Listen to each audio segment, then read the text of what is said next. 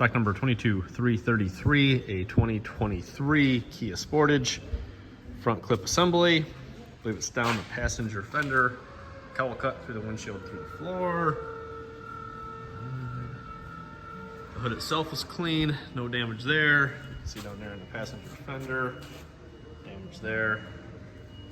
So it's been replaced. Got the new Kia headlights. Kia has a massive front grille. Radar down there at the bottom. Park assist. Clean driver's side fender. Looks like you got some fogs down there hiding. The lower grille. Let's have the front surround view camera.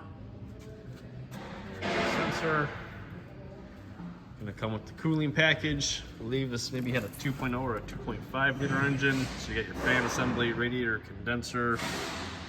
Got a good driver's side headlight tab. We have coolant bottle, washer bottle, fuse box. Passenger side headlight tab, good to go there too. At the top. Brand new style. All right, stock number 22333, 2023 Kia Sportage, front clip, in stock now.